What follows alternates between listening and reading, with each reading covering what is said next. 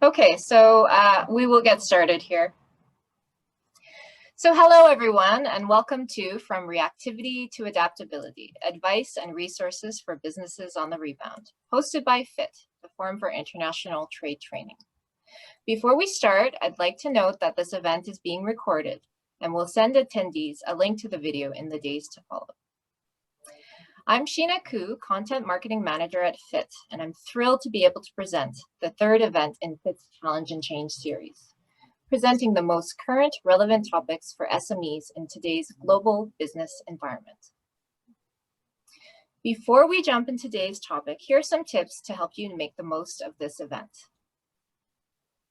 Throughout the presentation, you can present questions to our panel by adding them to the comment bubble on the bottom of the toolbar. It's just a speech bubble in your Zoom, and you just type in your question, and we will answer these questions at the end in the second half of today's event. Today's topic, let's get into that. Today's topic really addresses important questions that are on international business professionals' minds. With vaccinations rolling out globally, many people are feeling like there's a light at the end of the tunnel with regards to some of the challenges that the international business community has faced during COVID-19.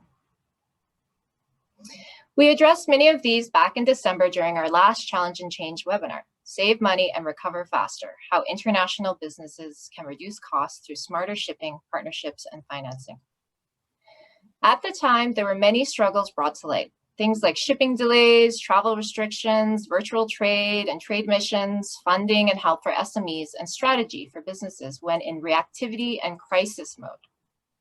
But as the name of this event suggests, we are now beginning to move out of reactivity and into adaptability mode, and for some, perhaps even rebound or recovery mode. For many, they've had time to adjust to what has happened while planning for this sort of back to normal scenario, while also making sure that we're covered for the unexpected, because as the pandemic has taught us, we just can't predict with certainty what will happen next. However, what we can do is plan, create foolproof strategies, and prepare ourselves for all scenarios, good and bad, ensuring business carries on to its maximum potential, whatever the scenario. So, we've got an amazing panel of international business experts who really have some great ideas and insights for moving forward in our current climate. And without further ado, let's get started. I'll let them tell you a bit about themselves before we get into it. Some of them participated in our last Challenge and Change webinar, so they'll be familiar faces, and they'll have great context to compare the changes in the international trade climate from last year to now. Others are new, and they're going to give us really fresh perspectives on what to expect next. I'm excited to introduce our panel moderator, CITP Amesika Baeta, Senior Account Manager at Export Development Canada, or EDC. She'll be guiding the discussion and questions with her moderation. Welcome, Amesika. Thank you so much for the warm introduction, Sheena. Good afternoon, everyone. I'm Amesika Baeta. I'm a Senior Account Manager at Export Development Canada, specifically for the GTA West or Mississauga region. I have been working in international trade now for over 12 years, and in my current role is to help Canadian companies take on the risk of doing business internationally by offering risk mitigation, trade finance, and knowledge solution. But today, I'm going to talk specifically about what EDC has been doing over the last year to support Canadian companies during the COVID-19 pandemic and what we've been seeing in the market. Thanks, Amesika. We're really looking forward to that. And welcome Bernadette Fernandes, founder and CEO of the Varanda network. Oh, you're on mute. Okay, first blunder of the day. So thank you, Sheena, and good afternoon, everyone. The Varanda Network is an economic development organization, which typically is a government agency as we know it, but in my case, it's a public-private partnership between government, academia, and industry. I founded this company 10 years ago, this year actually, after spending 25 years in industry. 19 of those were in telecom here in Canada, and 6 years were in consulting across various sectors such as oil and gas, contact centers, technology companies, financial services, life sciences, you name it, while working in Guatemala, El Salvador, Ireland, New York, Trinidad and Tobago, and of course, Canada. As an economic developer, I work with companies of all sizes to support their growth by helping to develop strategies such as entering new international markets, what we in economic development call trade. I also serve as a liaison between industry and government or academia. In fact, 1 week ago today, I was appointed liaison between the advanced manufacturing industry in Atlantic Canada and the University of New Brunswick as their first ever innovation unit principal. I'm really excited to be here today, and I'm looking forward to the discussion, and thank you for having me. We're excited to have you as well. And welcome Rahim Mohtaram, Ph.D. professor at Saskatchewan Polytechnic.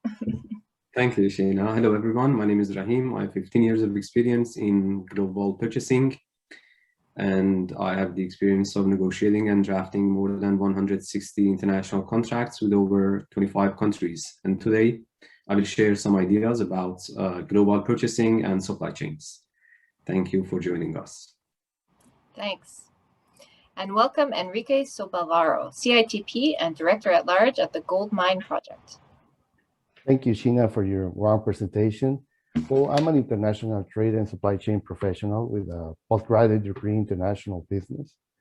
I can tell you that I'm also a connector, entrepreneur, strategist, and have been an expert advisor for over 20 years.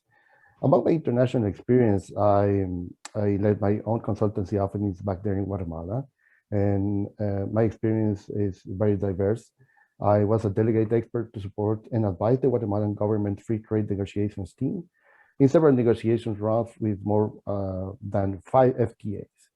I have also been a supply chain advisor for the Minister of Defense in Guatemala and performed as vice president operations in a couple of manufacturing companies. As well, have experience in the US in supply chain operations. And now here in Canada, you know, I have the CITP and recently the SCMP designation. I've been working as a senior international trade and supply chain consultant for several firms here in Calgary, where I'm located. And now I'm doing consultancy by my own. I can share with you as well that I'm part of the global mentors of the Forum for International Trade.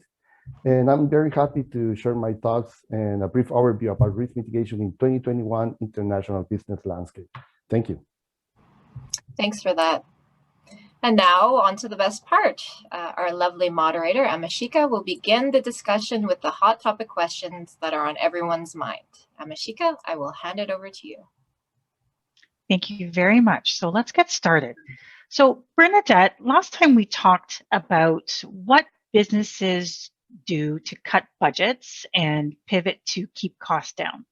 And as circumstances are changing and many are looking forward to getting back to normal, what type of approach do you think a business can take for preparing for a more normalized market? Oh, thanks, Amesika. So first of all, while I agree that circumstances are changing, I'm not so sure that they've changed that much since last fall when we did our first webinar. Here in Atlantic Canada, for example, being in the third wave of this pandemic, it feels in some ways like we're living the movie Groundhog Day, where we continue to repeat business closures and other restrictions surface, like back to essential services, limiting group sizes, etc. But I think what is changing is our own resilience as entrepreneurs, you know, our ability to adapt and to rebound. And that's been such a great change, paired with empathy, which has been a life-saving attribute. I'm also not sure of how many businesses actually want to get back to what we knew as normal, with maybe the exception of travel. A lot of people, including me, are itching to get back to travel. But for many of us, including me, we don't want to travel quite as much. I think this has actually been a rude awakening in which, looking back, everything was done in excess. And we see a lot of things that we now want to do differently or less of, like not having to go into a workplace, and instead of having a more, having a more balanced life. I know some companies, like technology companies, are actually more successful now because they are able to offer an alternative to travel restrictions, for example, or the desire for less travel. I look at Cognitive Spark, a software company based here in New Brunswick, where I live, has actually seen an increase in clients, in applications, target market, and in revenue because they offer an augmented reality solution with the Microsoft HoloLens that provides things like maintenance support, remotely to on-site staff instead of sending a technician from wherever that expertise happens to be. But having said that, I do believe many, and maybe even most businesses, do want to establish some semblance of normal, even if it's not the normal we were used to. Mm-hmm. And so there are things that businesses are doing or can do to prepare ourselves for this new normal, most of which seems to be around digital transformation, to either establish or grow an online presence. Pivots and transformations seem to be the things within our control these days. So instead of sending salespeople to trade shows or to client premises, we're now relying on e-commerce or social media sales. Great, thank you for those insights. And so industry-wise, have you seen certain industries faring better than others? And should certain types of businesses maybe remain more cautious than others? Well, what I know is that overall, in Atlantic Canada, almost 1 in 40 businesses closed. And no one could have predicted that. But the good news is that business closures have stabilized. And what I've seen is businesses overall are now able to operate at their current revenue and expenses for longer periods, albeit cautiously. But yes, like industries, like retail sales, for example, at least in Atlantic Canada, they fared better and rebounded quicker after those initial lockdowns. And now they're seeing increases over even their pre-pandemic levels. So these businesses that were able to move to online and curbside shopping quickly, while initially they were hit hard, have now rebounded. And businesses that had a social media or an e-commerce presence to begin with, those that were further ahead of the curve than others, were able to accommodate clients that had a need for ongoing products and services, regardless of the readiness of their service providers. By contrast, I would say that manufacturing sales in Atlantic Canada, with the exception of New Brunswick, are still below their pre-pandemic levels, although they are slowly recovering. And New Brunswick has actually seen a rise since the initial pandemic restart, but that's mainly attributed to the strength of their non-durable industry. So food, beverages, clothing, gasoline, have all played a positive part in their recovery. And in fact, one of the food manufacturers, I don't know if you know them, outside of this region, but Mrs. Dunster's, they're known for their amazing donuts. They actually led the community by example. First by adjusting quickly to safety measures and scale up production, but also by collaborating with a technology to create, very quickly a platform for online home delivery service with the option of buying for others in need. So that was a real hurrah moment, and I think others followed suit after that. But I think we all know that accommodation and food service businesses have been hit the hardest, and even with all the measures they've taken to comply, there's just really no comparison there. As far as the businesses remaining more cautious than others, I think all types of businesses should proceed with caution or not get too far ahead of ourselves. If we look back to last fall, we're already establishing our new normal. And then bam, like this introduction of variants. And now here we are establishing the next normal. So I think that that's a strong indication that we really can't predict anything with this pandemic, and we can't even prepare like we did in the 80s when businesses were developing disaster recovery and business continuity plans, because we just don't know. It's not like an earthquake or a hurricane where we might get a warning. So my default is always to prepare as best I can, however I can, but to be aware and always remain cautious. That's a very good point. And I think, you know, from our standpoint, we see a lot of companies have been leveraging the federal government subsidy programs that have really kept a lot of companies and people afloat. But as those programs start to slowly go away, that's when we're really going to see, you know, how strong the economy is and how companies are doing. So I completely agree with you. The cautiousness is there. You get the sense, you know, talking with companies that everyone's kind of holding their breath. You either have a number of companies that are sitting on cash, that are kind of reserving spending, being very conservative in their spending and their guesstimates, because we just don't know. We've never been through anything like this. Is it going to be like the last time with the Spanish flu, where it's going to be like the raving 20s and everyone's running around spending money and traveling like crazy? Or is there going to be a real economic hit? And we just don't know.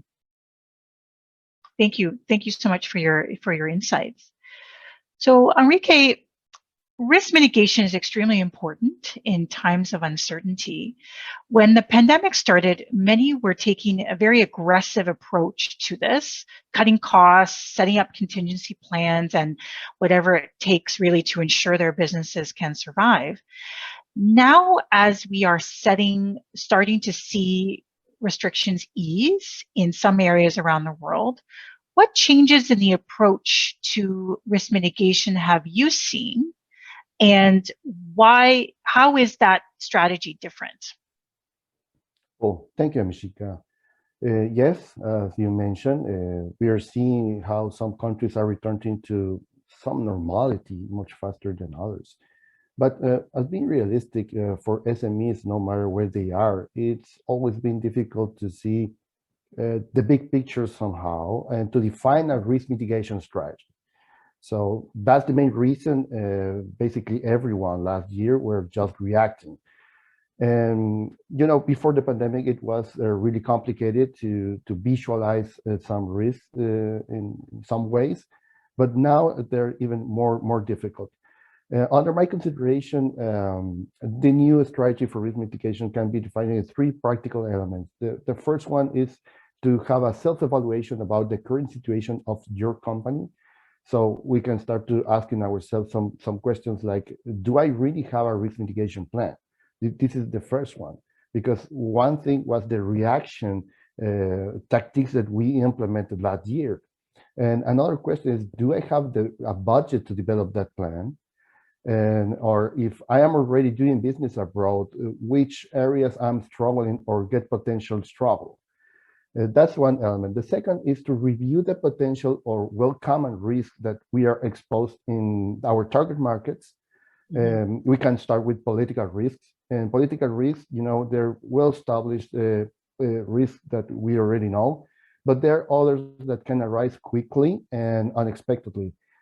Big example, is the reactions on the pandemic, the restrictions. Remember, last year, suddenly we have the order that we have to close. Everyone has to close, and this is something that is not on your hands. But right now, after we just learned about that lesson about 2020, this is something that we need to consider very, very much on our risk mitigation plan. As well, the transportation logistics risks. Remember, we have shortage of goods. Last year, we need something like our raw materials. We need everything like that. We need to prevent that kind of scenarios could happen. It's the best way that we need to see, like in a mirror, the 2020 year. So we need to get involved more often to have a careful scheduling and tracking procedures. Have a good talk with your freight forward provider. You know, you need to talk very close with your logistic and transportation company that you're working with. and you need to ask for their advice as well. So you need to ask ourselves as well if you have a supply chain assessment doing in your company or not. We're facing as well legal risk. We always have a risk every single time, but right now everything is going to be still remotely. Put a lot of attention in contracts. There's a lot of international scammers right now, so you need to be aware of that. And remember to define your Incoterms in every single negotiation, because this is going to define your responsibility, and the other party responsibility is going to make a strong framework even for your financing options as well, right? And the language and cultural risk is another thing that you cannot escape from, because even we have this kind of platforms, we can be a little bit closer, we can see each other, but the business culture is still the same somehow. So you cannot avoid, sorry, the difference in between country to country, or continent to continent, region to region. So we need to keep going with how to get immersed in the language or culture or any other aspects that could make the negotiations a little bit easier. So we can complement ourselves with that. Currency exchange and the fluctuation of this is something that is going into the market. You need to have a good conversation with your bank or with your financial advisor about how it's going how are the trends on the currency market right now, because they're changing every single day, every second. Of course, in your financial risk, you need to pay attention a little bit more in your letters of credit. The cost of making a bad deal or not paying attention in this is huge right now. And we need to pay a lot of more attention as well on the quality risk. We cannot travel to check, for example, how the production process is in some country. It's better to hire the services of an independent third-party verification firm like Bureau Veritas or any kind of firm like that. We need to trust in this kind of services. And the third aspect, please try to visualize what is happening not only in your country, but globally. We need to be prepared for similar situations like 2020. I'm not meaning it's another pandemic, but the scenarios in the world can change for many reasons. So the risk mitigation strategy is like, now we have to pay attention about what is happening all around the world, because if something is going to affect one region, it's not going to seem like it's not going to affect other regions in replicating the effects that happened with the pandemic. So we need to be aware of that. We need to see the big picture about what is happening in the world, not only in our industry, but in other industries that could affect my industry as well indirectly. So basically, the new way to see that is to pay more attention, get informed, right? SMEs have to get more information and get professional advice as well. This is a good point. That's my insight for the new way I'm seeing the new strategies right now on risk mitigation. I couldn't agree with you more. I think you're spot on with all your points. A lot of companies, if they don't come to terms of how everything has been impacted from this pandemic, from your supply chain to, how you're selling your product, how you're meeting your clients, how you're bringing on sales, it's going to be very challenging. So I think you raised so many important points about how it's important for companies to self-evaluate, really look at their resources, factor in the risks that are happening in other countries. We're seeing what's happening in India. Well, a lot of companies source product and raw material from India, and the delays that are coming from overseas is having a substantive impact on us here in North America. I ordered the couch 3 months ago, and it's probably not going to arrive till September, right? So, and that's just for my personal needs. So you can imagine for business owners who are having these orders where their customers are not as patient as I am, it can be very disheartening and can possibly impact their businesses. And, you know, I really recommend that a lot of companies think about reaching out to all the government, different agencies out there to get expert advice on what's happening so that they can really guide you on how to adapt and modify your business strategies and your plans for the upcoming year, because there is so much uncertainty.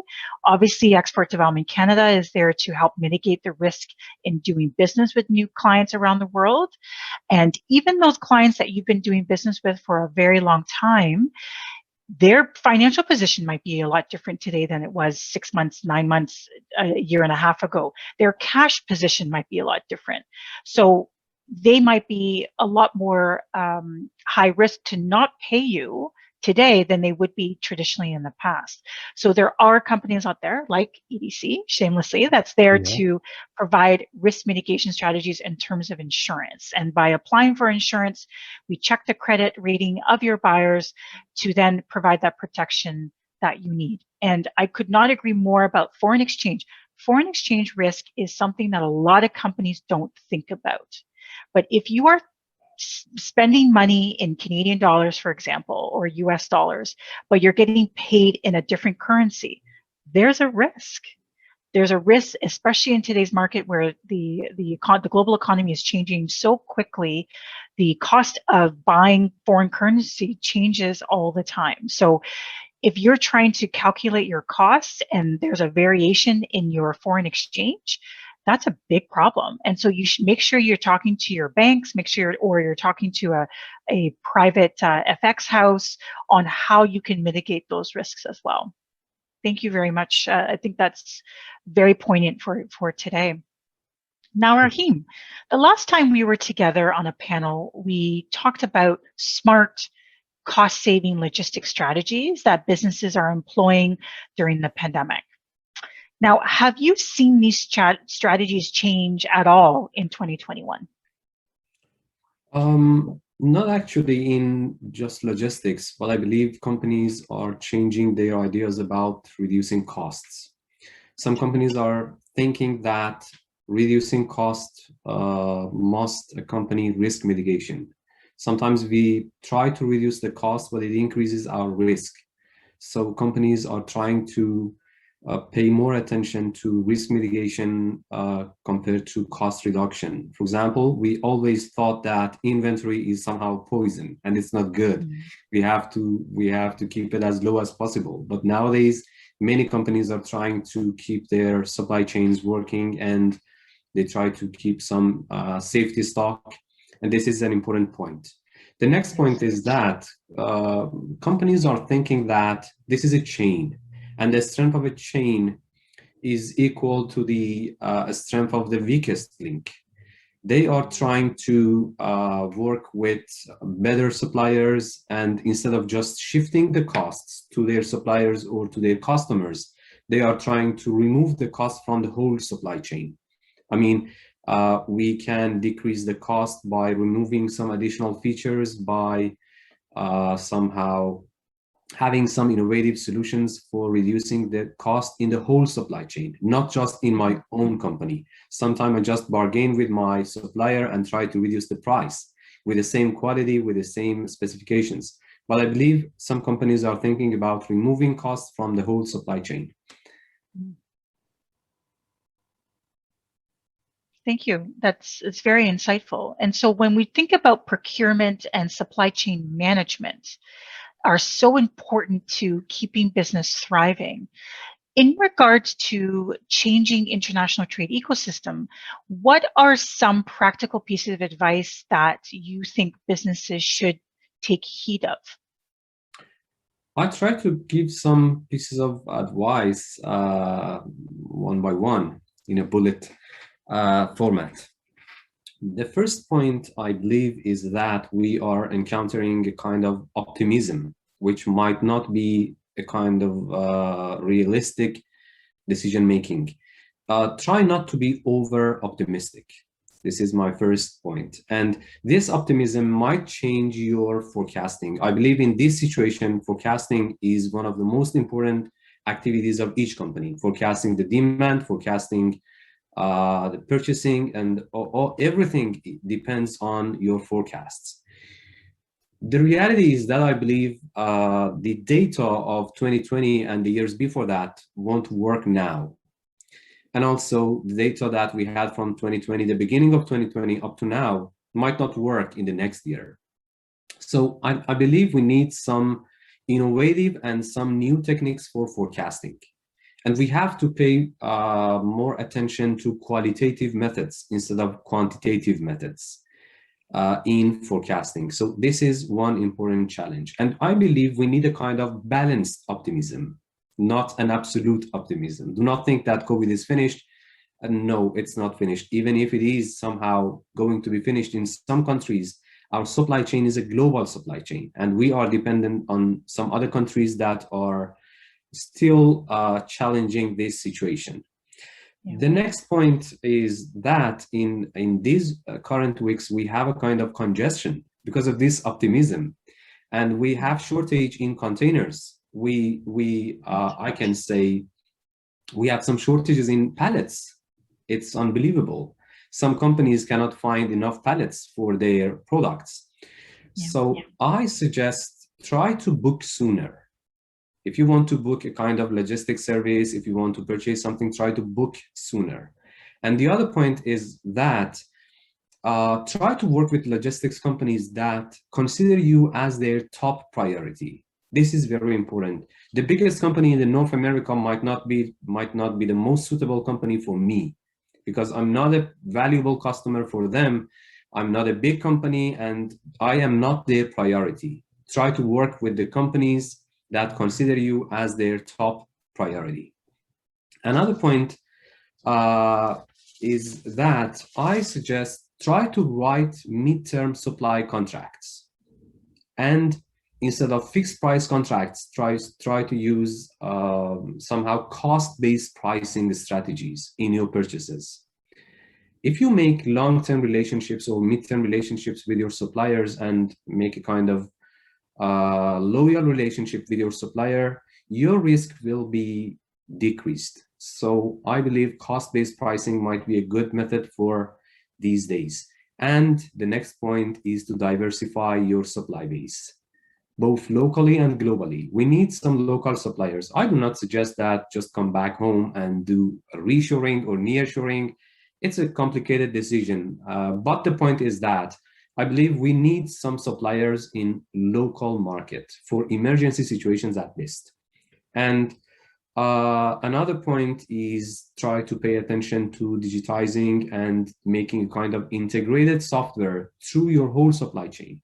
You need visibility in this situation, and you need real-time information. So we should invest in digitalization and in software, especially for small and medium-sized companies. And the final point is that pay more attention to online negotiation and online business communications. We have to use them more, and there are some techniques. They are somehow different with face-to-face negotiations. So we need to train our human resource. And I believe that training is one of the most important somehow duties of managers nowadays. And I think FITT has great sources for training our human resources, and we can use them. Thank you. Thank you so much. I couldn't agree with you more. I mean, in my experience, the struggles that my clients have been seeing dealing with inventory is just been, really constrictive for them, because as you mentioned, it is a bad thing to store a lot of inventory, but when you're having so much delays and bottleneck coming from overseas with inventory, companies are having to stock up on so much more inventory so that they can supply their clients. But then that also means they have to finance it, and it's very challenging to finance that kind of financing inventory.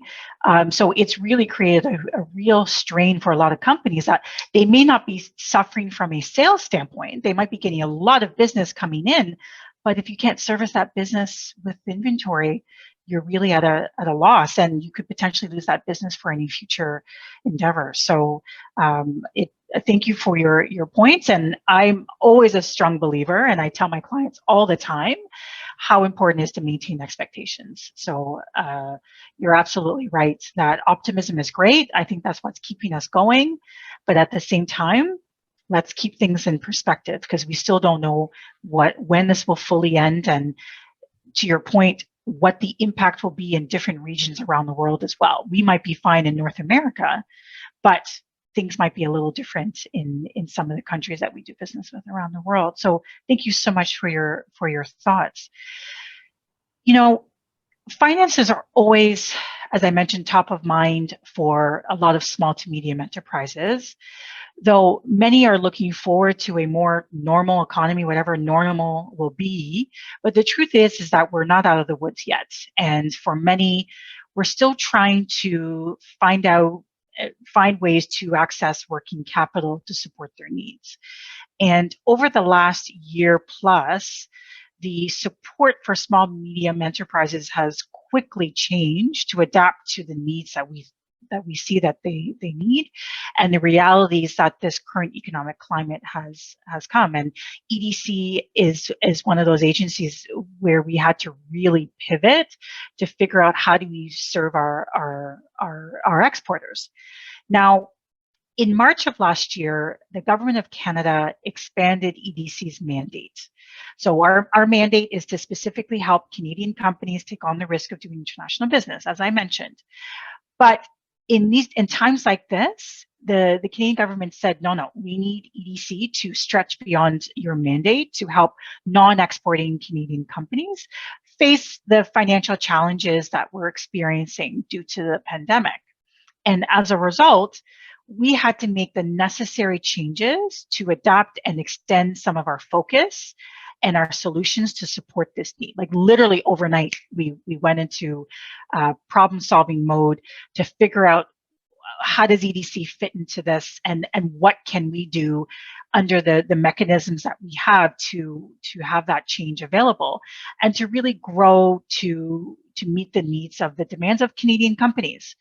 So, and because ultimately at the end of the day, our goal is to minimize the impact of this pandemic on all businesses, all Canadian businesses. So one of the things that we did is we created a business credit accessibility program, or what's most known as the BCAP guarantee program, which is a stepping stone off of another financial guarantee program that we have at EDC that is traditionally specifically for commercial banked clients. So this guarantee program was created in partnership between EDC and Canadian financial institutions to help businesses of all sizes, sectors, and all across Canada address the financial impact that COVID was having on companies. So qualified applicants could be quickly approved to help meet their cash flow needs through their bank or credit unions to help manage their day-to-day expenses that we know companies were having to bear because of the pandemic. So this guarantee is being served through your financial institutions, and it is specifically be done in for new operating lines or term loans, if that's what your bank has determined, in order to really help sustain your operations in response to the pandemic. So to pay rent, to pay employee salaries, to keep the lights on, and to keep operations moving. That program was there to try to help bring cash into the economy to help companies survive. And really, it's been a program that has been very successful for companies of all sizes and shapes. It's still available today. So if you have not spoken to your bank about it, I would highly recommend going and speaking to your bank to see whether you qualify. I must preface that EDC's program has set parameters, but how each bank or credit union applies those parameters differs. So again, I highly recommend that you go and speak to your financial institution and see whether the BCAP guarantee program is a good fit for your cash flow needs. Now, there's been other things EDC has done. We've taken on more credit appetite when it comes to insurance. We've made special accommodations to consider if companies had to pivot their business models to sell PPE or start manufacturing PPE and other type things during the pandemic. So we've made a lot of adjustments to our own regular programs that we provide in order to try to help companies through this pandemic. And I welcome all of you to come to EDC, either through our website or online, or contact me directly, and I can put you in touch with the appropriate colleagues in the organization to talk through any of those programs to see whether they're a right fit for your needs right now. And there's a number of other programs that have been created through our sister Crown Corporation Business Development Bank of Canada. There's provincial programs, federal programs, some municipal programs that have all been done to try to help companies survive this pandemic. We're still in it. We're not out of it yet. So don't be too proud to go out and ask for what help is out there, because that's the only way that we're going to survive this current economic climate. So I really recommend, don't make assumptions as to what you think you are eligible for. Just go and ask an expert to see whether your business could be eligible for these programs.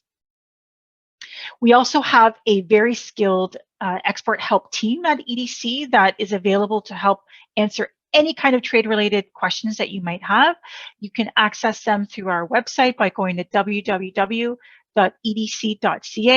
So if you're interested in specific COVID-related programs, they have a number of different resources that you can leverage. If you're looking at virtual trade shows that you want to attend, or industry reports, or the CanEx program that's run through the Trade Commissioner Service, they'll be able to provide a lot of that information for you as well.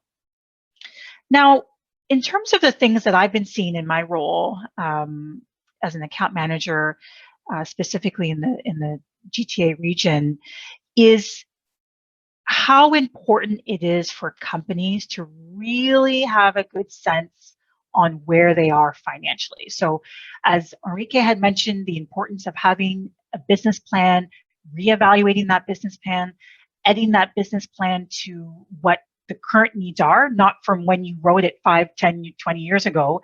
You may have to have revamped it for today. And there has never been a time where it has been so needed, is for companies to make sure they take the time to stop, to reevaluate and readjust themselves as well. And when it comes to working capital, that is extremely important, because your bank is going to be asking for that. Organizations like ours are asking for that. EDC is asking for that. Any financial institution is asking to see a business plan, and they want to understand, how did you survive the pandemic? What did you do? If you had a bad year because you lost a few clients, that's okay. But what did you do to pivot to counteract that dip in sales? Are things starting to turn around in 2021? Have you had to start selling a different product? Did you move your product online? We want to know the story as to what did your business have to go through in order to get through this pandemic. It is so important that you are building comprehensive financial statements, that you're keeping your interim statements up to date, and your sales projections. It is so heightened right now, the importance of having this available, especially if you're going to be asking for working capital from anybody. Even if you're looking at equity injections from private equity firms, everybody wants to see, what has your business gone through, and what are you doing to get yourself through this next stage of the pandemic. So everybody will appreciate you having that. Taking the time to really invest in that work, you will really see the benefits of that moving forward as we exit out of this pandemic. The more organized, the more prepared you are to answer these questions, will only ever be more in your favor, and allow you to have so much more productive conversations with your financial institution. So now let's go on to the question and answer segment. I want to hear from you. The rest of the panel wants to hear from you and get a sense to what's top of mind. Do you have any questions for us? We'll go through our chat function to see if anybody has any questions. You'll see at the bottom of your Zoom page the icon for chat. So please don't be too shy to click on it and send our questions. And I'll ask the team to speak out. Okay, so I think, Rahim, this is a question for you. Sea freight price per container is increasing every 15 days, and there's no signs of coming down. What is your view, and when will this come down, or will this continue to be like this? Actually, we are not sure about the future, but I believe that we cannot delay our purchases because of transportation costs. The point that I would like to say is that try to book in advance, because we have a shortage in both containers and the spaces in the ships, not just containers. So I think this might continue gradually, maybe for a few months, but this is just a personal idea, and it of course does not make any kind of liability for me for having this idea, but I believe it will continue for a few months and maybe up to the end of this year.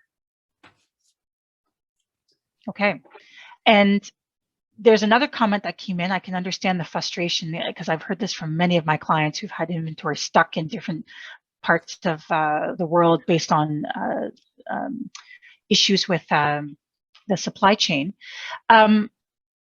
Pavan is asking, he has a large amount of inventory that's stuck in Busan for the last 2 months. Oh my goodness, with no end in sight. Do you have any guidance or insights as to what they should do?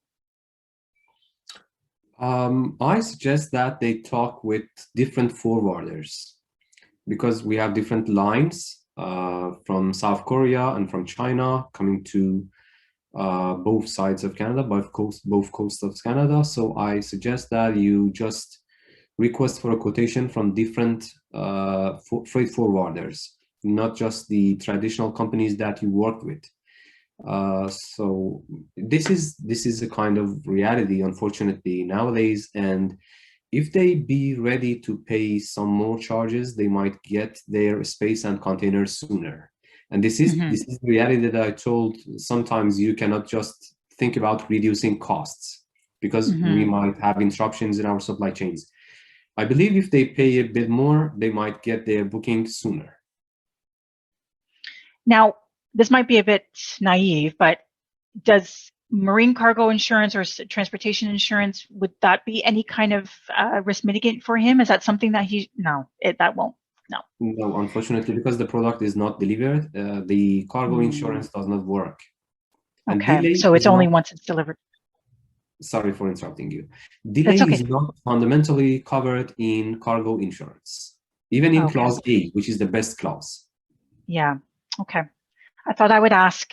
Now we have another question from a Griddle, I hope I'm saying your name right, who's just starting her new international business, and she's looking for a mentor or a coach to help her, I'm assuming it's a her, well, I'm not sure, he or her, navigate through the early stage of their business.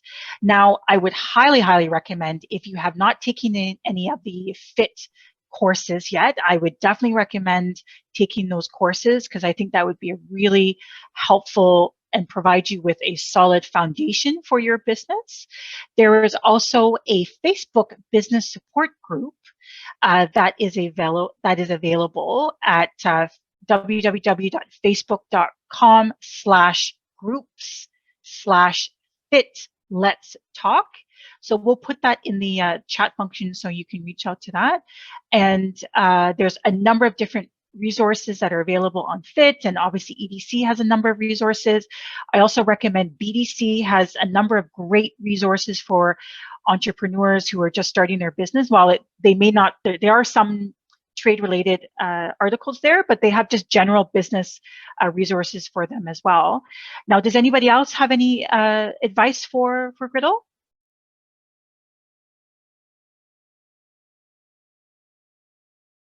Bernadette, in your experience, is it easy to find a mentor? I know it's really hard. I mean, in my experience, I've always seen companies kind of look on LinkedIn, just start to Google search people and reach out and ask, because there's no harm in asking to see whether somebody has the time.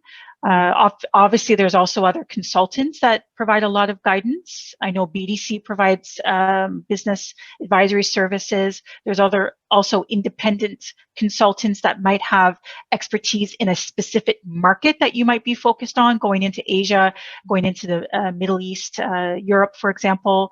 So that sometimes can be really helpful. Yeah, and in this area, it's a little bit smaller, so I'm not sure if that makes a difference.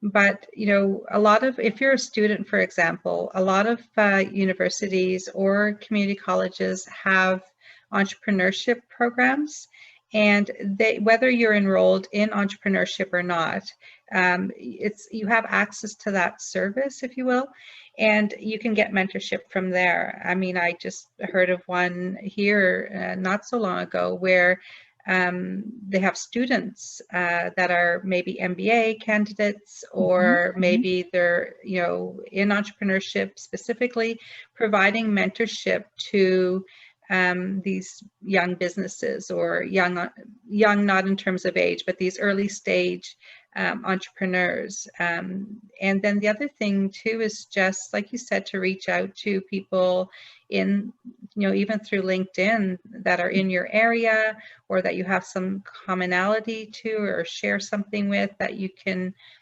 ask them. I get requests all the time. I rarely say no. I think that we're all kind of in this together, and we should leverage this pandemic to do just that, to be more empathetic and to help one another out. And then there's also summer accelerators or short-term accelerators where you can just join in.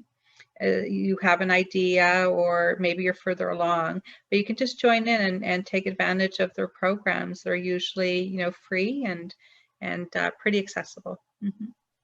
That's really good advice. Rahim, do you have any thoughts?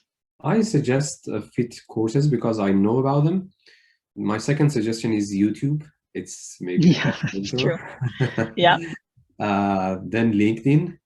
And finally, it would be good to enroll in an international business program in a college around yourself, wherever you are. That's true. Thank you. I just want to add something that could be interesting for Griddle. I don't know if you're familiar as well with the FITT programs and the FITT courses. That is strongly encouraging to get enrolled to. But also, if you remember that there's the TAP program in many regions of Canada. It's a trade accelerator program, basically for startup companies. It's running in several cities. Here in Calgary, there was one. Many of the economic development agencies on your province have one of these kind of programs. Well, it depends if you are on very early stage or if you are already running your business. So you need to review the requirements and the qualification for your business. They're completely free in terms of what happened in Calgary. Calgary Economic Development has that program. They have been running the program for the last 3 years, I guess. And I hope so that in your city, you can find out a program just like that. But first, just before to get enrolled in these kind of programs, it's good to get more involved about what international business is right now. So I think it has good conversations. There's a trade blog. You can find out some insights from other colleagues that they're CITPs as well. And of course, there's knock the door with EDC or BDC in your community as well. You can grab all the perspectives from the financial institutions for this economic development, from FITT. We are all professionals, and I think after you can have that bundle of knowledge, you can figure out what is the best way to improve your business and launch successfully. And I believe you are a mentor in the FITT mentor program as well, aren't you? Yes, I am. Yes, I Yeah. am. And so that program you would also recommend people consider applying for, right? Yes, yes. I've been encouraging a lot of people over LinkedIn to get enrolled to the program. As I remember, I think the applications they are just closed recently. Oh, okay. Yep. Yeah, but I think this is the first program we are launching, and I know this is going to be very successful. We have a lot of people applying, and I know there's going to be a next round. Okay, Okay. and Next year. just be aware about it. Subscribe to our newsletters, and of course here on FITT we have a lot of tools. We have a lot of tools to provide for professionals and for business owners. So please get in touch with us, and we're happy to help anytime.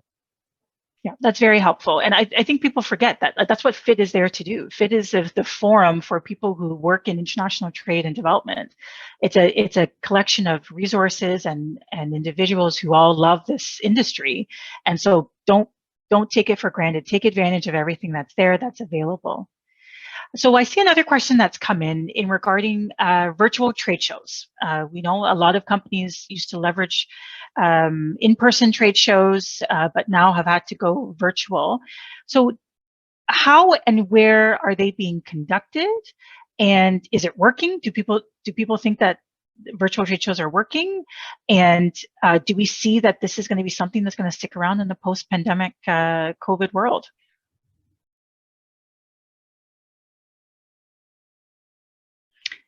I mean, in my experience, I've been recommending a lot of my clients go to virtual trade shows because it's better than nothing. I mean, there's really nothing beats in-person connection and that formal handshake and cultural experiences that you engage when you go to a trade show and be able to actually see and touch and experience a product. But I think it's a valuable alternative, and companies have saved a lot of money on not having to travel internationally to participate in these things. So I'm not sure. I couldn't say whether this is something that will stay.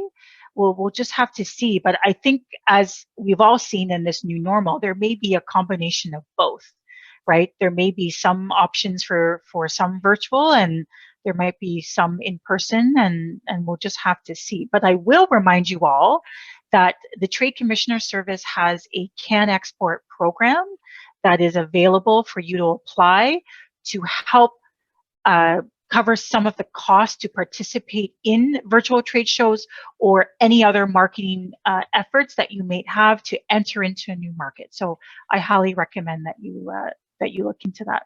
So that's going to be our last question for today. Thank you all for attending and for participating, and I'll turn it over to Sheena. Thanks a lot. And I'm just going to mention one quick question that flew in. Somebody just asked if FITT is focused on Canada or if it's global. Though we're headquartered in Canada, our training and certification is definitely global in scope.